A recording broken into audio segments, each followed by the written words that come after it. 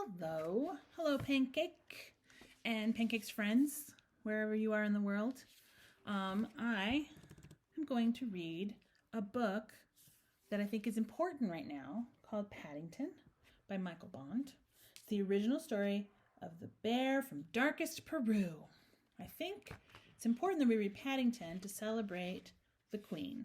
Not that that matters to any of you because you're babies, but I'm just saying, it's a good one. Plus, it's a great book. Paddington is a good bear, and a good bear to know.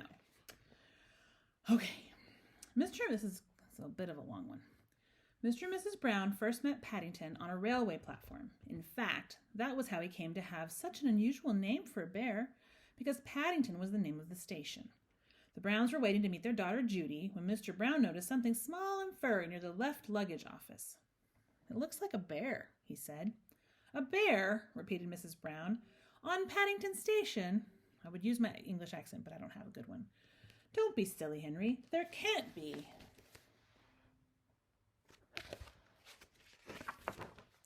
But Mr. Brown was right. It was sitting on an old leather suitcase marked "Wanted on Voyage." And as they drew near, it stood up and politely raised its hat. "Good afternoon," it said. "May I help you?"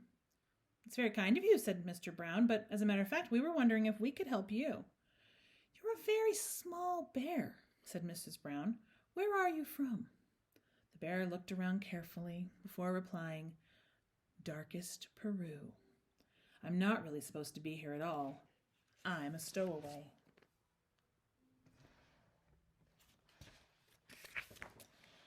"You don't mean to say you've come all the way from South America on your own," exclaimed Mrs. Brown. "Whatever did you do for food?" Unlocking the suitcase, the bear took out an almost empty glass jar. "I ate marmalade," it said.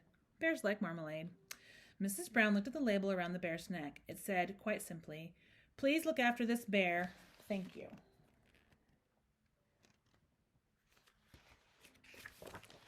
"Oh, Henry, we can't leave him here all by himself. There's no knowing what might happen to him. Can't he come home and stay with us?" "Stay with us?" repeated Mr. Brown nervously. He looked down at the bear. Would you like that?" he asked. "That is," he added hastily, "if you have nothing else planned." "Oh, yes," replied the bear. I would like that very much. I've nowhere to go, and everyone seems in such a hurry." "That settles it," said Mrs. Brown. "Now, you must be thirsty after your journey. Mr. Brown can get you some tea while I go and meet our daughter Judy." "But Mary," said Mr. Brown, "we don't even know its name." Mrs. Brown thought for a moment. "I know, we'll call him Paddington after the station." "Paddington," the bear tested it several times to make sure it sounded very important. Mr. Brown tried it out next. "Follow me, Paddington," he said. "I'll take you to the snack bar." Oh, Paddington. Mr. Brown was as good as his word.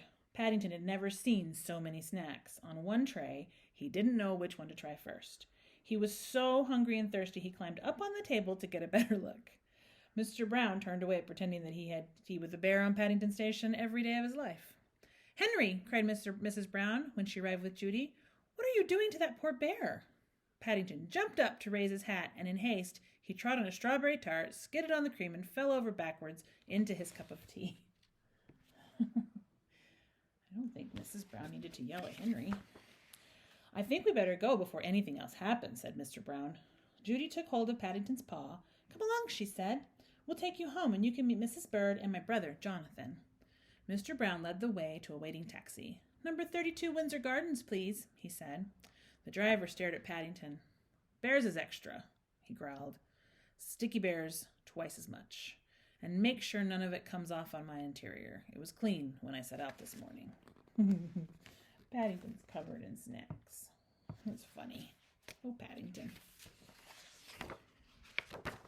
The sun was shining as they drove out of the station. There were cars and big red buses everywhere. Paddington waved to several people waiting at a bus stop, and several of them waved back. It was all very friendly. Paddington tapped the taxi driver on his shoulder. "Isn't it a bit like darkest Peru?" he announced. The man jumped out at the sound of Paddington's voice. "Cream," he said bitterly. "Cream and jam. All over my coat." He slid the little window shut behind him. "Oh dear, Henry," murmured Mrs. Brown. "I wonder if we're doing the right thing." Poor Paddington. Fortunately, before anyone had time to answer, they arrived at Windsor Gardens, and Judy helped Paddington onto the pavement. "Now you're going to meet Mrs. Bird. She looks after us. She's a bit fierce at times, but she doesn't really mean it. I'm sure you'll like her." Paddington felt his knees begin to wobble. I'm sure I shall if you say so," he replied. "The thing is, will she like me?"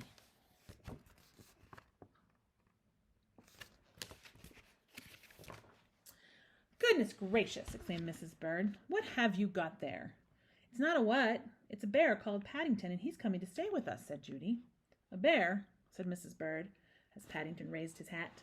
"Well, he has good manners, I'll say that for him." "I'm afraid I stepped on a jam tart by mistake," said Paddington.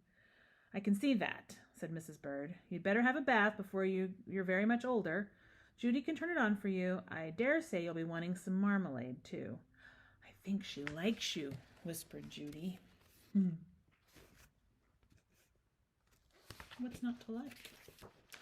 Paddington had never been in a bathroom before, and while the water was running, he made himself at home. First of all, he tried writing his new name on the steam in the mirror. Then he used Mr. Brown's shaving foam to draw a map of Peru on the floor. It wasn't until a drip landed on his head that he remembered what he was supposed to be doing. He soon discovered that getting into a bath is one thing, but it's quite another matter getting out, especially when it's full of soapy water.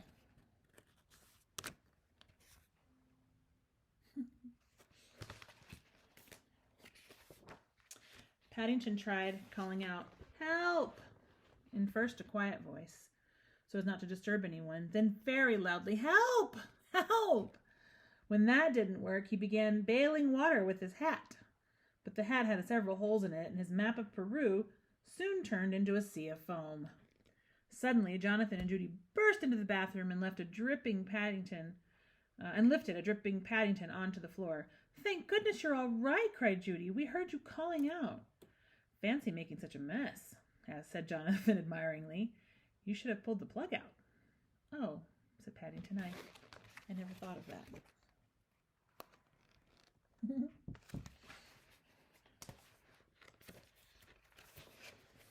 Sorry.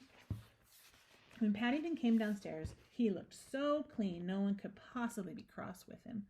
His fur was all soft and silky, and his nose gleamed, and his paws had lost all the traces of jam and cream. The Browns made room for him in a small armchair, and Mrs. Bird brought him a pot of tea and a plate of hot buttered toast and marmalade. Paddington's very lucky. They love him. "Now," said Mrs. Brown, "you must tell us all about yourself. I'm sure you've had lots of adventures." "I have," said Paddington earnestly. "Things are always happening to me. I'm kind of that sort of bear." He settled back in the armchair. "I was brought up by my Aunt Lucy in darkest Peru," he began, "but she had to go into a home for retired bears in Lima." He closed his eyes thoughtfully, and a hush fell over everyone in the room as they waited expectantly.